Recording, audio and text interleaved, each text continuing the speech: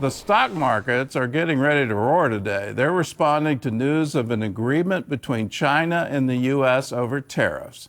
John Jessup has more on that story from our CBN News Bureau in Washington. John?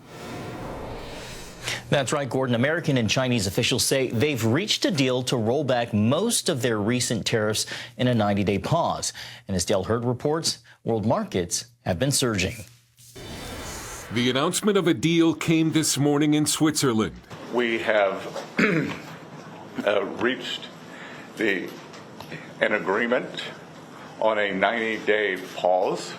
Our reciprocal tariff rate goes down 115%, and the Chinese on their side also go down 115% to 10%, and they remove the countermeasures that they have in place. The head of the Chinese delegation said the meeting achieved substantial progress and reached an important consensus. Under the agreement, the U.S. still has a 30% tariff on Chinese goods, 3 times the Chinese tariff on American imports. The U.S. is by far China's largest customer, exporting $450 billion a year to America.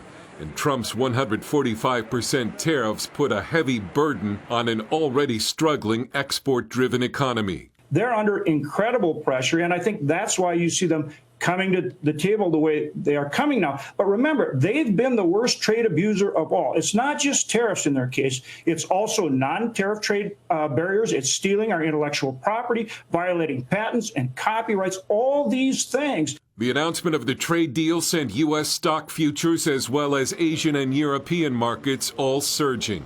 While the U.S. and China hammer out their trade dispute, a deal to end Russia's war in Ukraine is proving far more elusive after Vladimir Putin evaded a call for a 30-day ceasefire by Ukraine and European nations. Putin has called for direct negotiations with Ukraine and responded to the ceasefire proposal with an overnight drone attack. While Zelensky told his people he's waiting on a ceasefire agreement, President Trump posted on Truth Social, President Putin of Russia doesn't want to have a ceasefire agreement with Ukraine, but rather wants to meet on Thursday in Turkey to negotiate a possible end to the bloodbath.